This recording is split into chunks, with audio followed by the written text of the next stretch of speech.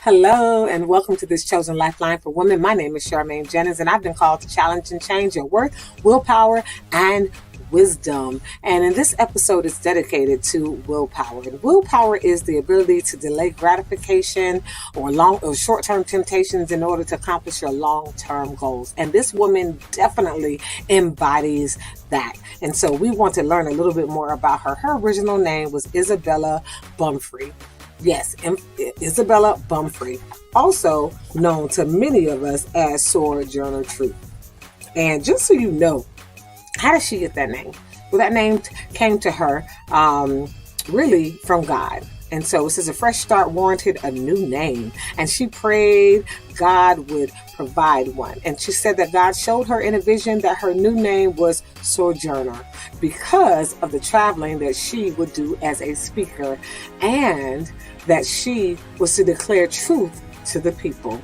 And so Truth became an abolitionist and traveled throughout the Northeast, attending local prayer meetings and organizing meetings of her own. She spoke against the evils of slavery and on the behalf of women's rights. Yes, Sojourner Truth. And so I want to honor her today and all of her beauty.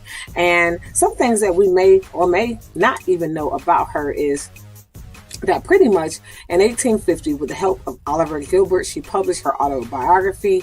The book brought her both fame and also harassment. How many times do, we publish a book, you tell a story, you get your paper in the newspaper, you win an award or at work, and then it comes with the joy of like, wow, thank you for seeing me. Thank you for recognizing me. But then it also comes with harassment. Well, you think you're better than us, or, it really doesn't mean anything. You're just popular. People trying to minimize your compliments. And for Sojourner Truth, it wasn't even that.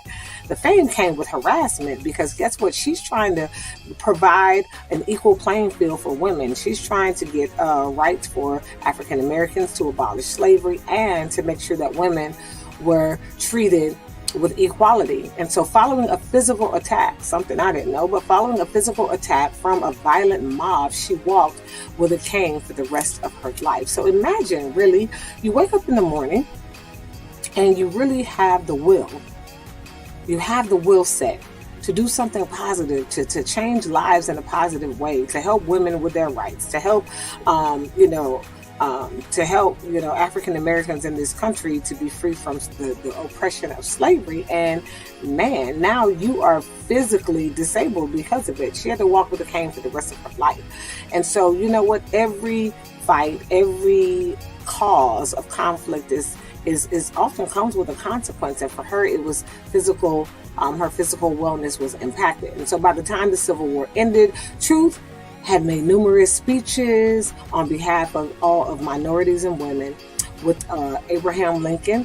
And pretty much with him in mind, she called on the government to make Western lands available to freed African Americans, and suffered a dislocated arm at the hands of a racist streetcar conductor. She settled in Battle Creek, Michigan, and made her home until her death. And so, man, not only did she have the ear of the president because of her speaking, her ability to speak and to really, she chose to use her voice. And so we honor today Sojourner Truth because she chose to use her voice to speak, to organize meetings, not just on behalf of racial equality, but also, gender equality as well. And so we honor her because, man, every morning after she was physically injured, she could have decided, well, I can't travel anymore. I can't go here, can't go there. She could have fell into depression, but no, she chose to push through, to persevere. And because of her work, her energy, her effort, her confidence, and her just resilience, she had the willpower. She had the will, and she found the fuel to give her the power that she needed to really support these causes. And because of her, you and I, ladies, I mean, we have privileges. And so we thank her for her work as an abolitionist. And you know what? She prayed a dangerous prayer. And I want you to hear this prayer. And I want you to think about praying a dangerous prayer, but only when you're ready, right? Dangerous prayers are for those of you who are at a place in your belief system, in your walk, to where you know who you belong to. You know your power source. You have willpower. You're not going to allow the short-term things to distract you from long-term, reaching long-term goals. And this was one of her prayers, a Sojourner truth, a dangerous prayer. Oh God, you know how much I am distressed, for I have told you again and again. Now God, help me get my son. If you were in trouble as I am, and I could help you as you can me, think I wouldn't do it? Yes, God, you know I would do it.